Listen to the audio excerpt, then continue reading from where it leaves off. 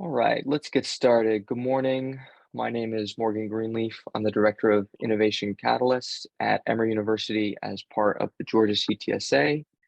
Welcome to this Bench2Market talk on the importance of DEI in shaping core values and business strategy. This is part of our Bench2Market talk series, which is co-sponsored by Biolocity, Georgia Tech Petit Institute for Bioengineering and Bioscience, and the Georgia CTSA. One day, Cindy, I will figure out how to pronounce petite properly. You did it. That's very good. Close. Couple announcements. Our next talk is going to be on securing investment for your startup, what savvy biotech healthcare VCs care about. So this will be a talk by mostly the various funding agencies and funding groups within the Atlanta biomed innovation ecosystem. So think GRA, think Biolocity, and also we'll hear from some VCs.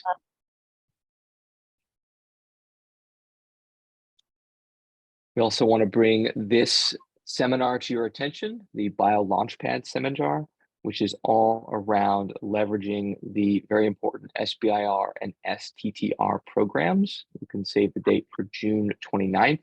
This will be in person. I also want to add that for this program, you can go in and register, and you can also sign up to meet one-on-one with a program staff, SBIR program staff. So that's really cool. That's great. Yep. That's really great. And also available to anyone in the program is the legal office hours. So these are free and offered in partnership with Emory School of Law by Professor Nicole Morris. So if you have a legal question related to your startup or your technology, then you can make an appointment here at the link below. We'll put that link in the chat here in a few minutes. And finally, a funding announcement from BARDA. They have a funding which is in partnership with Biolocity for these topics here that you can see on the left.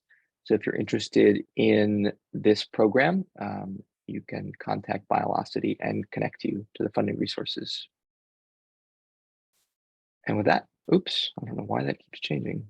With that, I'll turn it over to Cindy. Thanks, Morgan. Well, today's talk is a panel discussion on the importance of DEI in shaping core values and business strategy. And just as resilience of a biological ecosystem is directly related to how diverse it is, this is really true.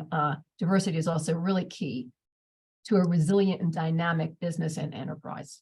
And today we're going to explore why DEI is important in our institutions and our businesses, how to foster it, what some of the challenges are, and maybe explore some innovative solutions. And our panelists today, we have three folks. Nikia Malacio is a principal in Georgia Tech's Venture Lab. I hope I pronounced your last name correct, Nikia. It's okay. I hope, yeah. You pronounce it. Malicio. Alicia. Okay. Yeah. Nikia is a principal in Georgia Tech Venture Lab and one of my colleagues. And he, in that role, he helps researchers commercialize their technologies.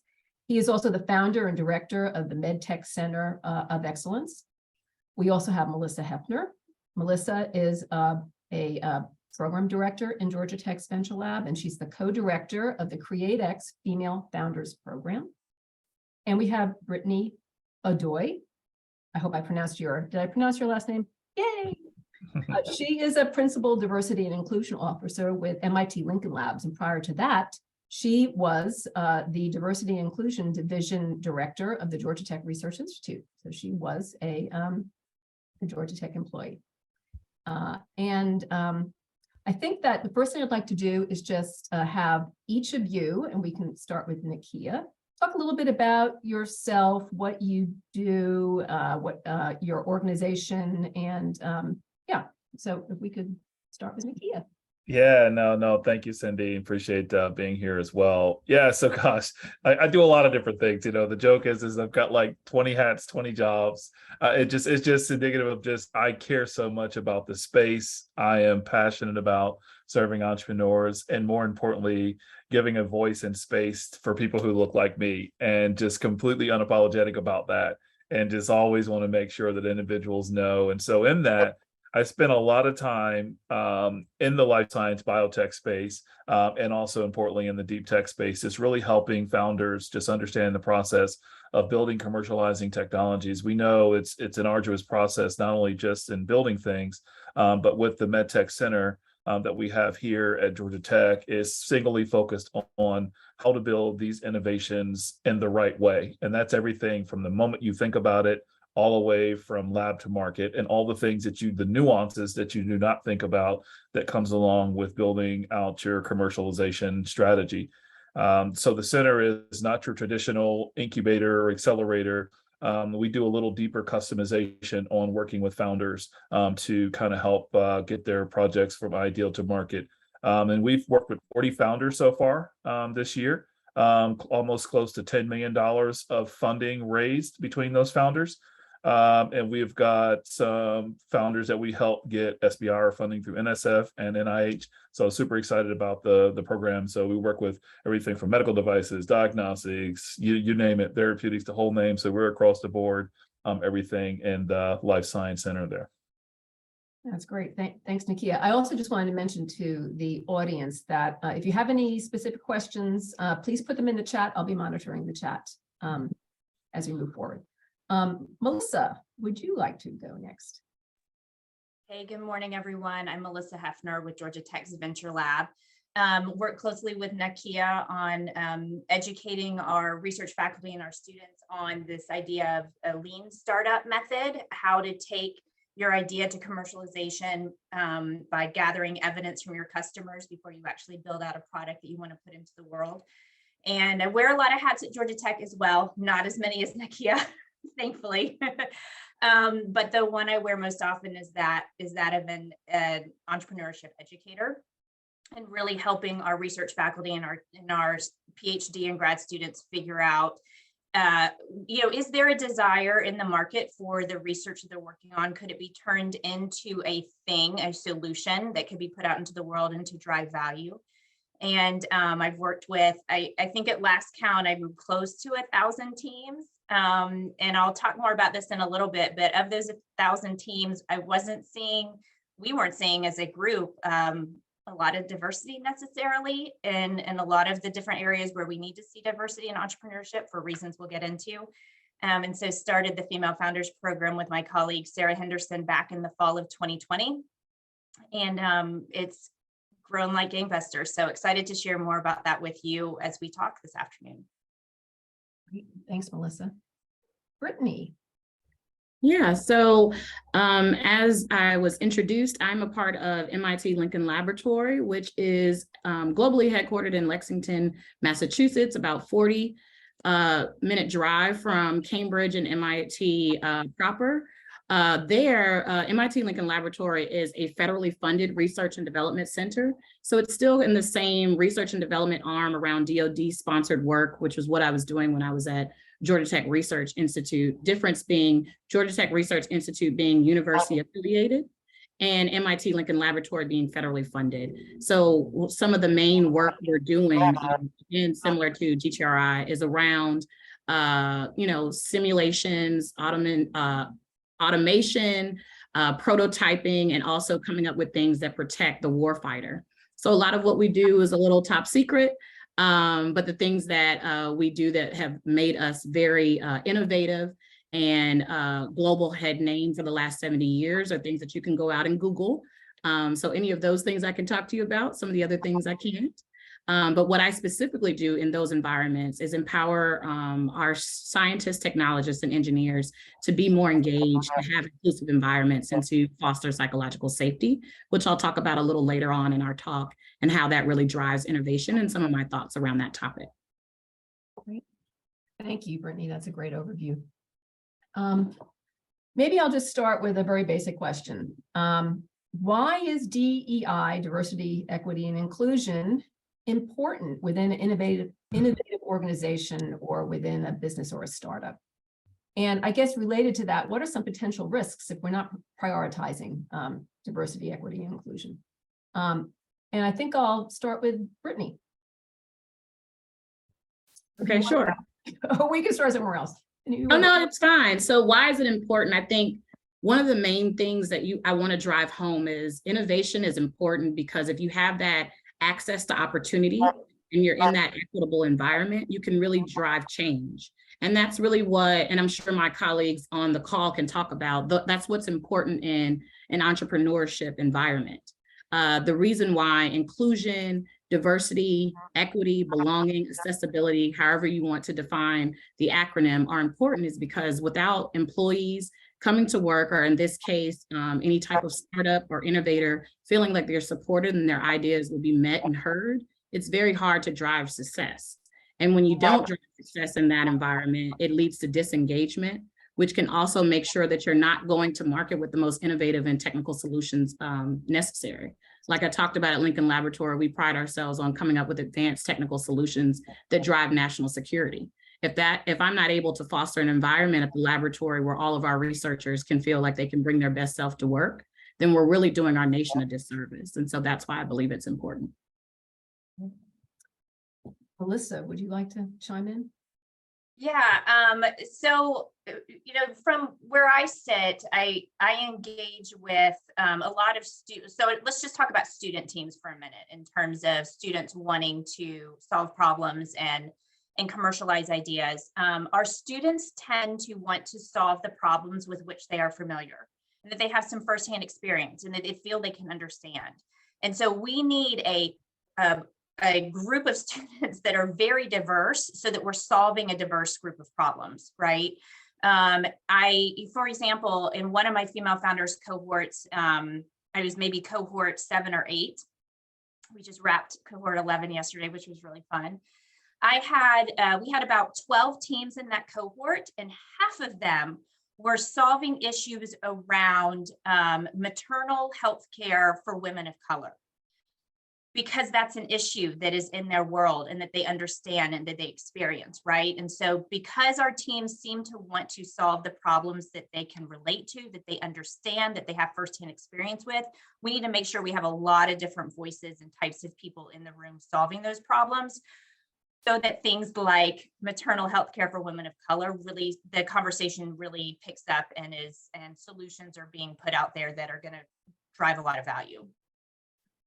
Great points. Yeah, no, I ditto both Eric, Melissa and Brittany here. I think the importance of it is when I was sitting here listening to both your examples, it came back to me, the movie Hidden Figures, right? When you look at how important that whole movie was just to really set the stage and why diversity and inclusion is so important. Because what it does is it forces you to think and empathize from diverse perspectives and not just your own when you're thinking about the innovation path and the creation of just any new technology or solution. And specifically in this biotech and life science space, why it's so important when you think of the majority of the population that really intersects with comorbidities and underserved health deserts. It's important that we have representation of individuals that sit inside these ecosystems, and we recruit diversity and inclusion inside our organizations to make sure that we empathize from all perspectives as we think about the process of delivering care. And so it takes on a whole new perspective and why this whole talk is important, because it puts us in the frame of thinking not just from our own individual isolated perspectives, but to think from empathy and to think from who are we truly serving, right? Because the globe looks like what we're looking here on this screen, right? It's a mixture of all of us. And so I think diversity and inclusion is not just one component, but it's a framework to begin to think about how do we begin to deliver value to our ultimate end user, our ultimate population, or ultimate individuals that we serve. Oh, it's well put, Nakia. So what can be done to promote a culture of inclusivity and equity so that all of the stakeholders feel heard, included, and supported? Anyone like to? Yeah. I'll kick off with that. Okay. Oh, sorry, Nakia. No, go ahead. So I was just going to say in our entrepreneurship programs, and when we're asking teams to really go out of their comfort zone and explore a problem space and see if they have a solution that might fit into that problem space, we're asking them to take a lot of risks. We're asking them to do things that feel uncomfortable to them.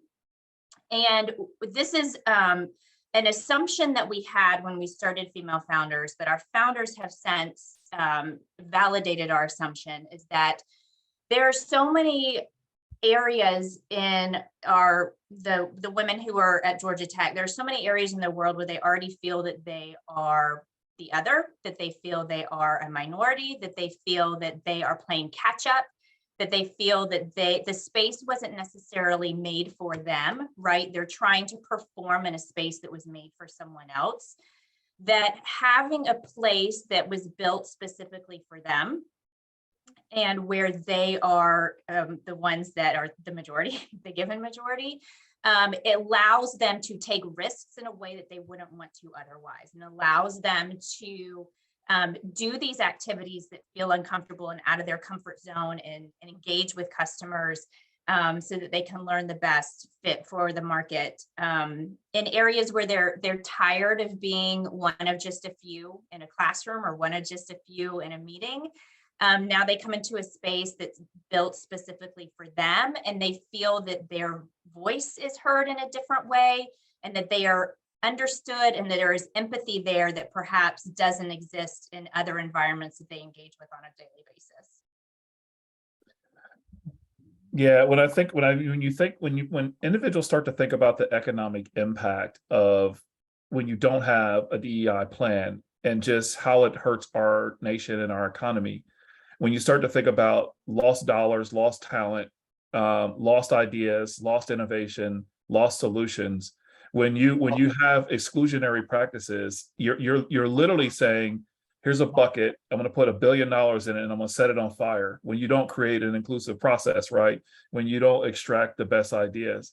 I think the thing that we have to focus on first are, what are the barriers, and identify those barriers, and then create strategic plan to help organizations and individuals that are not in this space to figure out what are the barriers that most of folks that are trying to engage in this area, whether it be people of color, women, or just in general trying to engage in, whether it's healthcare, defense, or what are the barriers, right?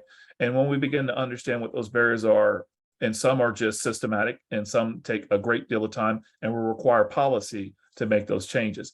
But then there are some things that are just human, right? They're just common sense. Let me give this person the benefit of the doubt and make the assumption that you're my equal here, right? And let me not necessarily not be cognizant of your color, but let me pay extra attention to the fact that I know there is traditional exclusionary practices. And once we begin the process of understanding that, then we can understand how do we begin to advance and implement the correct solutions to disarm some of the roadblocks that traditionally happen in a lot of these ecosystems. If I may, I wanted to provide some DEI competencies to some of the remarks my former panelists are talking about. And so to back up what Nakia is talking about, when you think of psychological meaningfulness, that's having a reason to engage. And when you talk about psychological availability, that's having a capacity to engage. And I think that really even sums up both of your examples where with your women founders in the different innovation space and those students, having that space to engage, feeling like that representation is there, having that safety to make sure that they're able to really drive innovation and change, and that their voices, opinion, and their feedback will be valued, is really what I think is the main driver of the conversation. So I just wanted to introduce those concepts, because a lot of times in the DEI practice, we really focus on psychological safety. That meaningfulness and availability is what I believe really drives innovation and change. And I commend my fellow panelists for what you all are doing to make sure that those environments are fostered so that you're getting the best results, and hopefully, changing this country and this nation for the better. Absolutely. I guess to dig in a little bit more there, can you guys talk a little bit more about what the challenges and barriers are to achieving DEI in your organizations? So I'll take that one and give y'all a break. Some of the challenges that I've seen or barriers around DEI is really a lot of interpersonal skills. And if you look at things from a 10,000-foot view, to be honest, Cindy, when organizations are not being as transparent and accountable in their actions, or where there isn't, I think, Nakia, you talked about this earlier, where there are inequitable practices in policy and procedures. And then also if you're just not being truthful around some of the systemic oppression that is in place, specifically around women in STEM, because I can talk from wearing that hat, or even being a person of color. If you're an organization that isn't able to have those kind of forthright and fireside chats around it, put in development programs, coaching and mentoring, then you're already creating your own roadblocks. And it's not around saying that you as an organization created those problems. It's just offering different types of catalysts to make sure that the underrepresented populations and groups have as much of an advantage and opportunity as everyone else, because then that drives engagement, and from that fosters innovation. Yeah, so I want to pull on the thread that you mentioned, mentoring, and then add mentoring and sponsorship alongside that. It's critical that you have, because I look at kind of where I am in terms of, you know, I make no apologies for the people who have opened up doors for me, whether it be NSF, NIH, all the places. It was, hey, this guy has talent. Let's figure out how to get him in pipeline, right? Because me on my own, it didn't happen, right? So it was having someone that was a sponsor that says, here is someone with talent. Here's someone that we can put in a place, and then give them developmental opportunities if they're him or her are not at the place that they need to be.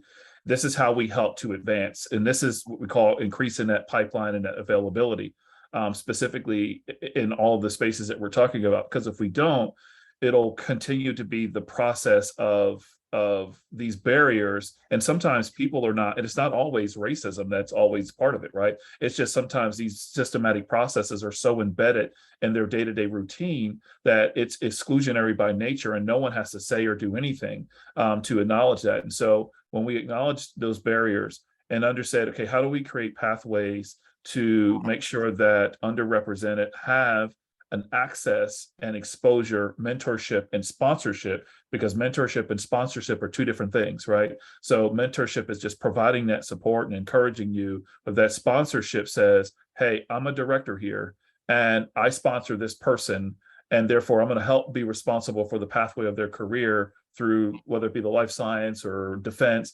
And, you know, and you see this in the military a lot, right? Where a general sponsors, you know, that they're subordinate to help tee their career up, right, for them to be successful. So there are other industries that practice it. We just need to make sure that it's more inclusive when we're talking about DEI and all those components, and make sure that sponsorship and mentorship coincide with each other, and then partner with organizations that have those talent that can help supply us with the resources and the people that we need.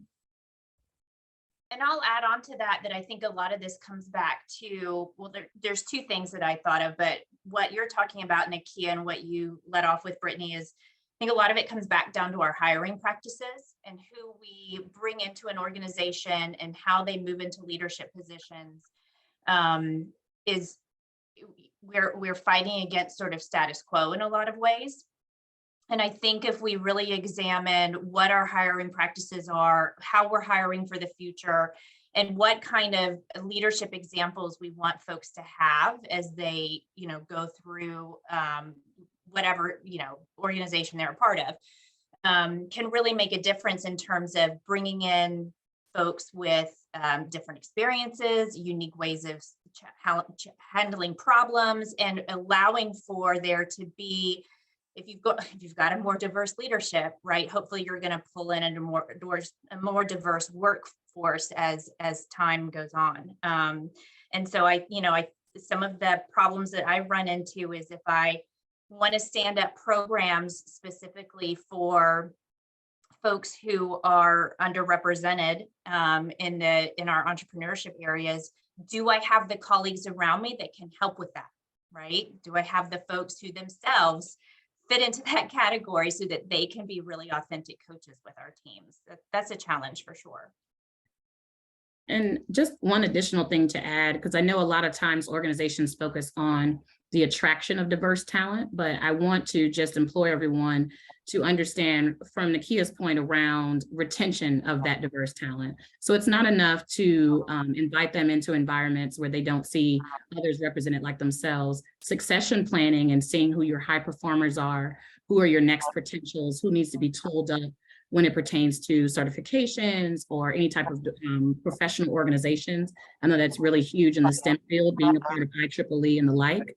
These are additional things you can do for your diverse talent to make sure that they're understanding all the different competencies and some of the interpersonal skills that's necessary to build their technical acumen and their business acumen to move up in the organization. It's not enough, I think, to just make sure that they're attracted and brought into that environment. You have to give that additional attention when you talk about mentorship, advocacy, and sponsorship to make sure that they are also moving up the pipeline. And so then that representation is then sought after and amplified and at senior leadership. So just wanted to drive that point home as well.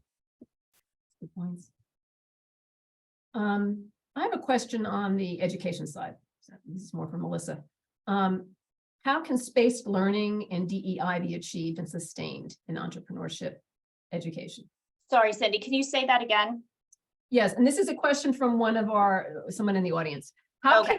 How can spaced learning, and I think that's an educational term, so I don't know if you ever heard of that before, spaced learning and DEI be achieved and sustained in entrepreneurship education? So I think by spaced learning, I think they mean what comes first, how do you, start at the beginning, and I don't know. Sort of how, I might use the word scaffold, like how do we scaffold a program like that? Yeah. And if I'm not interpreting that correctly, please let Cindy know and you can interrupt me as I begin. So that's a really good question. That's something that my colleague Sarah and I thought long and hard about before we stood up our first program, because what we didn't want any of our programs that really zero in on a specific type of person who has been underrepresented. What we didn't want to do was have this mindset of let us teach you how to be impactful in a space that wasn't built for you, right? So I love to use the example of like negotiation. There is this myth that women are poor negotiators. So we didn't in any way want to bring all the women in and teach them how to be real good negotiators in a system that wasn't set up for them. Okay. So what we lead off with is what are your strengths? What do you bring to the table as a person, as an entrepreneur? How do we play to those strengths as you begin to build out an entrepreneurship project? And then how do we help you find a team that can support you with the areas where you aren't strong? And we do a lot of work right off the bat in terms of not only doing this strengths and skills assessment work, but also talking about being brave and talking about taking risks and talking about how this is a safe place to do that. And here's the type of risk that we're expecting you to take. And here is how you will always be valued in this program. To really just sort of set the tone of, this is not, with our female founders, this is not, men are good at this and women are good at this. Let's go figure out how to be entrepreneurs. It's no, who are you as a person? What are you as a person good at? What are you strong at? How do you need to, where does this idea of perfectionism hold you back? Where have you watched yourself withdraw from certain situations because you don't trust your ability in those situations? And how can we tap into what innately you are already really good at and play to those strengths in an entrepreneurship world? Does that answer what you're asking? No, that's great. That's great. Okay. Thanks, Melissa. I think this might be a good time to open this up for questions from the audience, if there are any. So if there are any, please put them in the chat. So do you guys, oh, here's a question. Okay. What are some organizations that are doing this really well that you guys think you could learn from, or DEI. Yeah, I will say from an academic perspective, I will say our folks at Cornell, Shannon and crew, are doing really good at this. and they're very intentional about it, right? And all of their programming is coordinated to make sure that those elements are included in everything from how they select instructors for I-Core, the type of programming, the instructors that are in front of the room, or the attendees that are in the audience, right? Everything is very, very intentional, because we can slip into a mode of just status quo if you're not intentional, right? You know, we can transition from importance. Everybody knows is important, but transition into the word intentional. So Cornell does a really good job of doing that and connecting the dots. Though that's just one of the organizations from an academic standpoint that like kind of sticks out to me, that is really good about that. Secondly, the United Negro College Fund is really good about that, UNCF. You know, while their mission is underrepresented, they're also, on the flip side, very intentional about the inclusionary aspect of non-people of color as well too, to engage. And I think that their mission resonates with everyone, given that they raised $456 million last year just to support, you know, this effort. So I think that, again, it's both sides, right? So it's not everybody else do what you need to do and we'll just be the beneficiary, but you know, we have an equal responsibility too. So those are just two organizations that come to mind for me. Anyone else? Sure. So I'm sure everyone would expect me to say MIT, but I do need to echo Nakia's points. I recently completed a program in their at Cornell in their industrial and labor relations group. So it's an executive program for advanced DEI certification, and they were intentional even from all the aspects of adult learning, and how people receive information, how people interpret feedback. Making sure that they were very intentional around what we're retaining and what we go out to do to talk about DEI competencies as practitioners. So I must echo that from being a student in that environment, because I hadn't been a student in a while. I know I don't look like that, but it had been some time. And I appreciate how intentional they were in that adult learning experience. Another organization that I'd like to introduce into the conversation that I think has been doing a really good job since the early 70s is the National Gym Consortium. And the National Gym Consortium, I see some nods. So the National Gym Consortium has been around since the 70s, and most of women and persons of color who go on to be engineering deans at some of the household name institutions are products of that. So their strategy is to make sure that they are providing advanced degrees to those that are African American, Hispanic American, and Native American by sponsoring their master's and PhD. So when you talk about funneling that diverse pipeline, they're making sure that you don't even have that socioeconomic barrier of having to pay for that advanced education, and that you have those connections to really thrive. So one of the folks that that's a very prominent alum of the National Gym Consortium, and also my sorority sister, is the CEO of Xerox, and she's a product of the National Gym Consortium.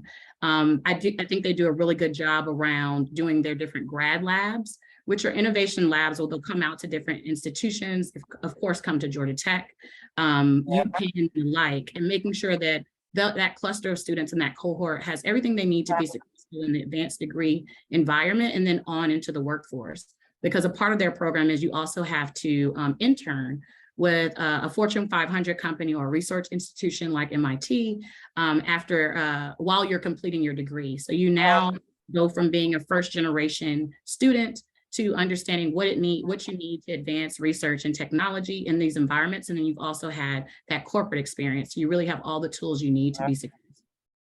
Yeah, so I want to add in there too that since you mentioned Jim, Okay. just to tell you the powerful of being intentional, right? When you look at Samuel Graham, who was at Georgia Tech and now is the Dean of Engineering at University of Maryland, was a Jim Fellow and a direct result of that, right? You have Felicia Benton, who was at Georgia Tech, now is at Clemson as a direct result of that. So you see the product of just sponsoring, mentoring, and then access, right? In terms of just real high level, key level people that other institutions are seeing the talent and poaching that in that regard. So just a shout out to that. And just one more shout out, Dr. Rahim Baya, who is the Dean of Engineering at Georgia Tech and also a part of the external advisor committee of GTRI is also a GEM alum. So these are names that you're familiar with. And I think I love your point around moving from priority and importance to intention. I think that the GEM consortium does a really good job. And although I don't intend on getting any additional degrees, if I do go for my PhD, I will work with the GEM consortium to be a part of that cohort and the alum. Oh, thanks for letting me know Felicia left. Darn it. Yeah, he's at Clemson. Yes. Oh no. Any other comments on that or? I also, Nakia, I see that you are a founder of a couple of startups and you're on boards of a couple of startups. So I'm going to ask the question, especially in a place like Atlanta. Yes. How does DEI affect hiring? What are the pros and cons? What are some of the difficulties? And also, how important is DEI in board and management structure for a company? Yeah, now that you've got, when you think about it, I'll start from the latter question. When you think about now how a lot of these funds are structured, where they raise a lot of their dollars from large pension funds, sovereign wealth funds, and high net worth individuals. And a lot of them have, are very intentional about how they want their dollars spent now, right? And so they want to have a representation of impact. And so they focus on how will you disperse this X dollars that we've given you, right? What does that look like in terms of, a fund perspective? And so then that now puts the onus on the startups or the funds that they're receiving the funds. What does your plan look like in being able to hire someone in that regard? So you take, for instance, in the biotech industry, JEDI is something that they're focused on, right? Pathways to justice, equity, diversity, inclusion, and like biotech and life science, right? And so getting these biotech life science firms to think very early on about how do you implement, scientists and researchers inside your organization. But it's not as widespread, the talent and resources, unless you connect with organizations like a GEM or like a USCF to say, where are your high performers and high STEM individuals that are academic scholars, minorities, and then how do we make the connection in those relationships to start to get them to say, hey, let's move to Atlanta. We're building a startup. Do you want to be on our board? I think it's part of that. The importance of them having and being on the board, it gives different perspective. And I'll use this example for a second here. I was on an SBIR panel, and I was the only one on the panel who looked like me. And it was clearly the application was someone that was a person of color. It was very clear. And the application prior to that was an absolutely terrible application. But the person of color's application was stellar in every sense of the word.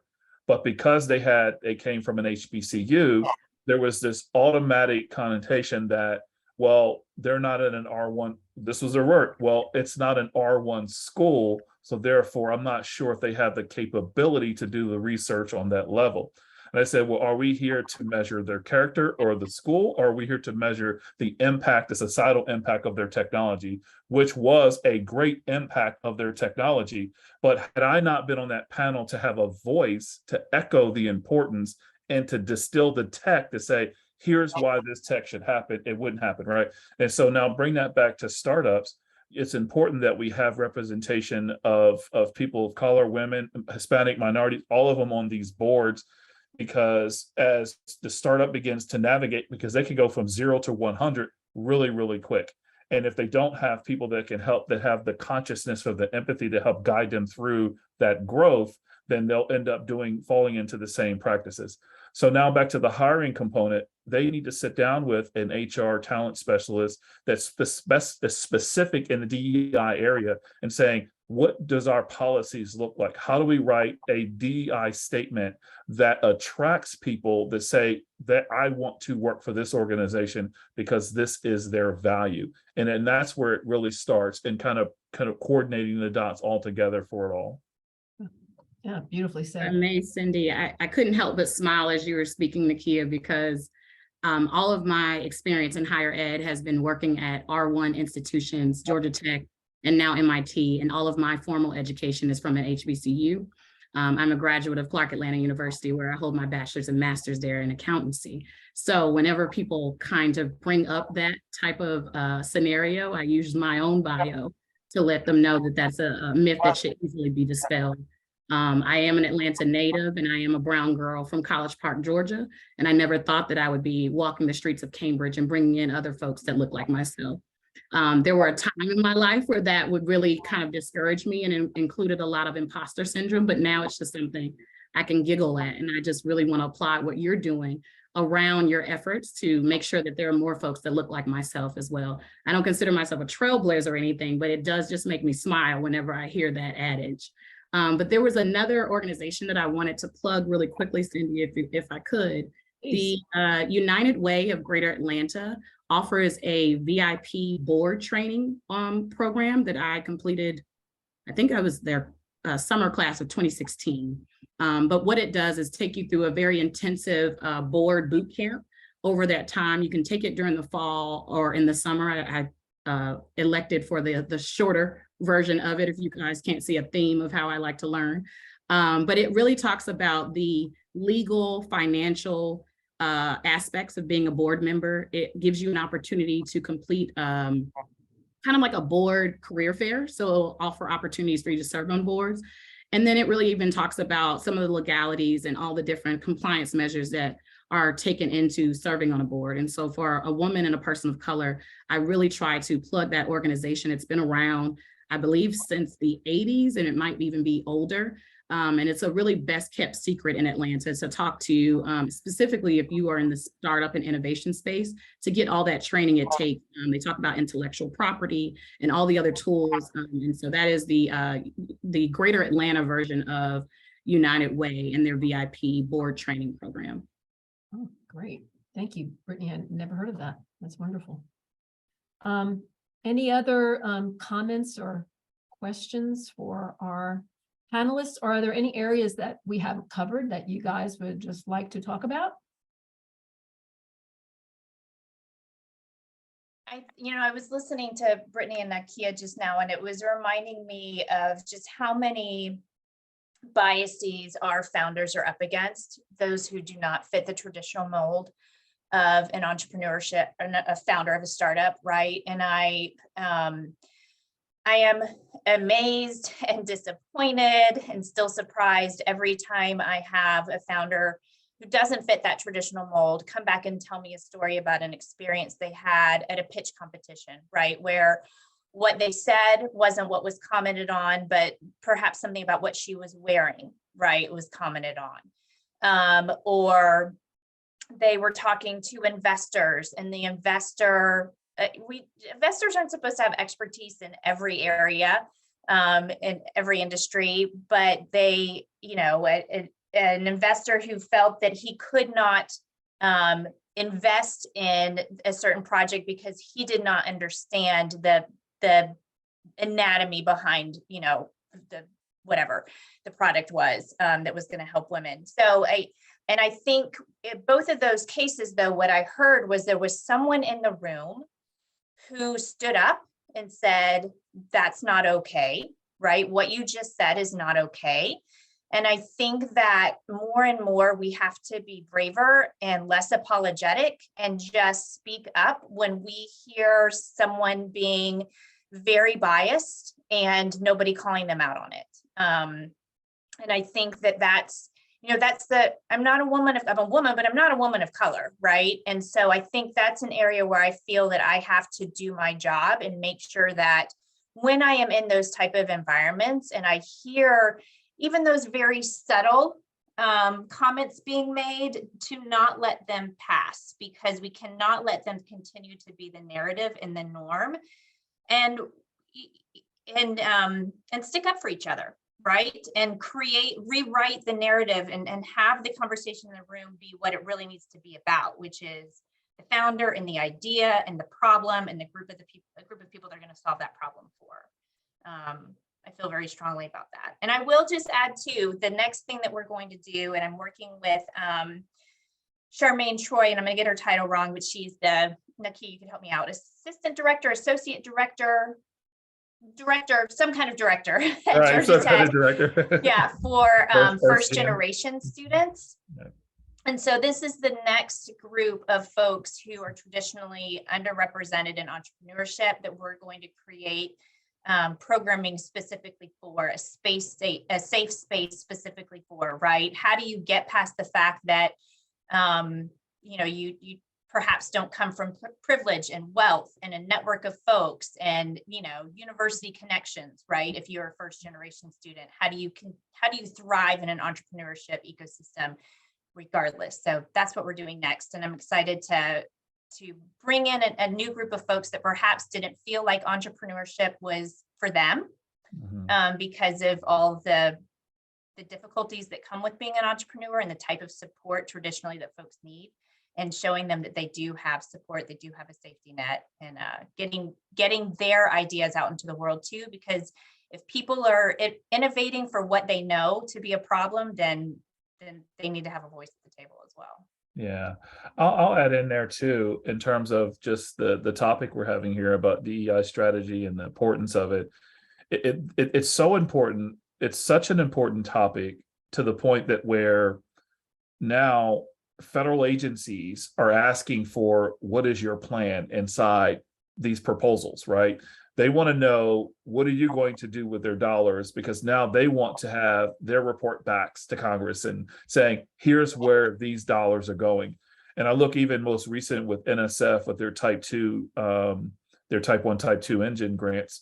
I was actually on the other side working with them in terms of when they were crafting just the thought, and then when they were doing their roadshow around this. But what NSF did is they partnered with EDA to understand from EDA how to do economic development, but from a research perspective. And then how does the research actually translate back into the communities that the research is actually serving?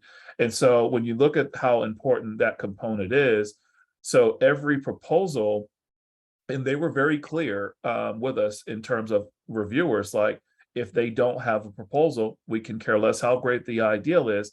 If they don't have a strategy for DEI and underrepresent how they're focused, it will not be a proposal that will go forward and fund it. And I've heard that several times from multiple agencies, and how important that component is, right? Whether it's intentional, meaningful or not, but it's meaningful enough to those who truly care to say it needs to be in there, right? And so it's important that we work with founders and work with faculty to get them in the concept of thinking through DEI strategy when they're hiring, when they're building, when they're innovating, when they're looking for new research. Because when I think about the slogan that Activate has, it says the world needs scientists more than ever before. Because it's true, right? When we look at 10 years, 20 years, 30 down the road, some of the problems that our globe will face will require scientists, and will require scientists more than ever. And it's important that we have scientists that have a consciousness that think from the perspective of empathy and inclusion as opposed to exclusion. When you start to think about your research design and who you're serving and who you're building and creating this drug and designing it for, and what populations are you designing it for. And so thinking through the entire through line, and it all starts with just a mindset, and how and what does my strategy look like to make sure that I have inclusionary practices as opposed to exclusionary practices. I'm sorry to add on, Cindy, but Nakia seems to be in my head. So one of the projects that I'm working on that I believe I'm able to share is how we're using MIT Lincoln Laboratory as a catalyst for R2 HBCUs, as well as Howard University, which is now the first HBCU to be considered a university-affiliated research center. So we'll be working with the program directors there, leveraging my experience at GTRI, as well as being an HBCU grad, to make sure that these organizations and these executive vice presidents of research have what they need in the tools so that they can properly advocate and obtain these sponsored grants and DoD funding. So to your point, there are line items in the federal funding budget that amount to millions, and they're multi-year award contract vehicles. But when you have situations where you weren't always someone who had a seat at that table, you do need someone who can kind of talk through the legalese and be that advocate. And so that's something that I am, it's a project that I'm the project director of. I don't know that I've announced that other than this, so you guys are getting that fresh off the press, but it's something that we'll be working with a lot of HBCUs that specifically have an interest in DoD work, be it Tennessee State, Howard, of course, Bowie State, Morgan State, North Carolina A&T, and some of the organizations that I partnered in the past when I was an HBCU campus recruiter in a past lifetime. But I couldn't help but light up with you understanding that level of opportunity. And then I just wanted to share that that's something I'm working on. So I'd love to stay in touch with you on how we could make sure that we're also offering those different catalysts and training programs, because they'll be working with our contracting support group, because government contracts is its own world. But it's something that I think startups and innovators could be a part of as well. Because if you're going out to biz ops and applying for that government work, you really just need to understand the templates and the competencies. And the more innovation, the better we can, as I continue to talk about, the better we can protect ourselves against, any defenses of national security. Well, this was excellent conversation. I don't see that we have any other questions from the audience, but does anybody else have any final comments that they would like to make? I have a final comment or statement, and then you all have to bear with me because it is a bit of a soliloquy to my inner child. To any person that is even entrepreneurial, which was how I drove my career, staying at the same organization, but creating other business opportunities for myself. If you're someone that wears different hats and has a lot of intersectionality around your identity, myself being a first generation child of an immigrant, being the product of a mother who integrated her high school, being a woman from the South, being a Black woman, please use this conversation and these opportunities and stay in touch with us. We're here to network. You don't really get into DEI work unless you're here to network and mentor. And so I just want to offer that statement to anyone who's viewing this panel or anyone who might look at the recording later, just hopefully see that I myself and the rest of us on here are invested in your success. And we're here to offer any type of development, coaching, and mentor. I don't usually take on panel interviews unless I have the opportunity and the bandwidth to continue to mentor. So I hope you guys leverage your networks and remain in touch. Thank you so much. I want to thank everybody for, all you guys for your really passionate advocacy in this area. It's, let me see if I have, it's really, really appreciated. And thank you for your time.